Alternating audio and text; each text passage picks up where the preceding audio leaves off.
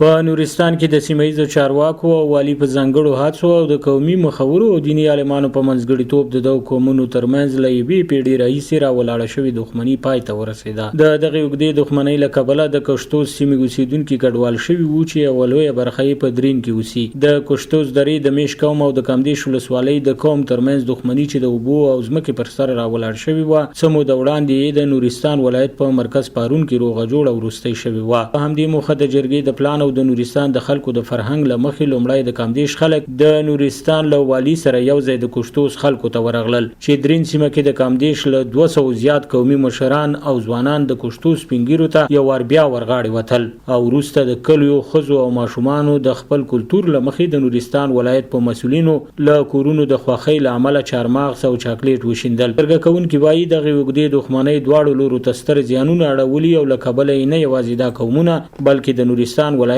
میش نور قومونه هم اغیزمن کېدل. کامدېش او د کشتوز په منځ کې دا جنجال تقریبا د نوي کالو را په دیخوا دا جریان درلودو. 400 کسان په دغه جریان کې مړینه شوي دي او دا چې یوازې دا دوه قومونه نه چې دوی متضرر او زیانمن دي بلکې د ټول نورستان دغه د فتنې اور لمبو کې سوځېدلي دي. د کشتوز قوم اړوند خلک وایي خوښ دي چې ورپېښه اوږده کابو 100 کلنه دښمني په دوستۍ بدلیږي، خو زیاتوي چې دغې دښمنۍ کې له زیان پرته نور هیڅ نه دي لیدلي او اوس مهال د دوی سیمه د پوهنې، روغتیا او رغنیزې برخې له اړخه له 0 سره برابره ده. دوی له حکومته غواړي چې دغو برخو ته د پام وشي څو شته ستونزې هوارې شي او سیمه یې پرمختګ وکړي.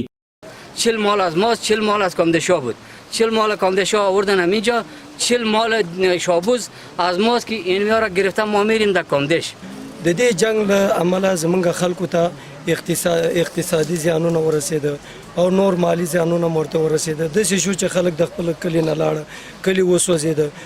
کشتوز کلي دپاره هغه چې بیخي تعلیم په 0 نقطه کې ده، صحت په بخش کې 0 نقطه کې ده، دولت څخه تقاضا کوو چې هغه بیرته بیا رغونه.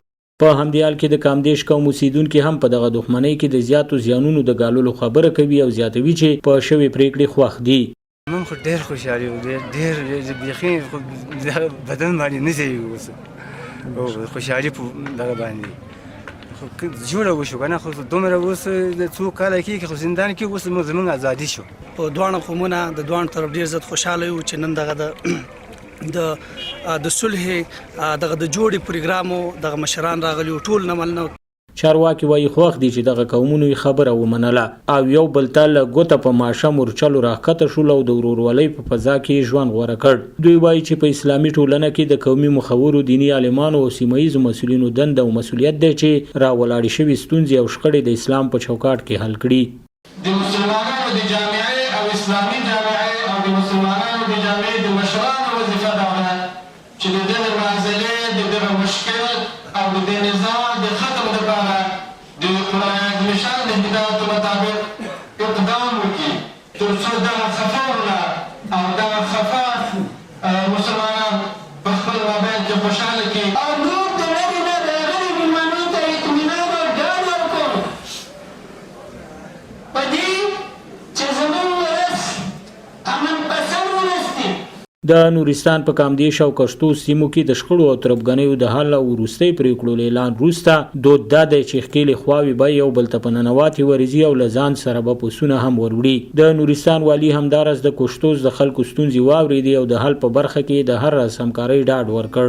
هیره دې نه وي چې د نورستان والي هرې سیمې ته د سفر په ترڅ کې له خلکو سره د دوی په سیمو کې د ستونزو په اړه غونډې هم کوي او د حل په برخه کې د ولایت او مرکز په استازیتوب د هر ډول همکاریو ډاډ ورکوي. سباون ساحل، وحدت نیوز، نورستان.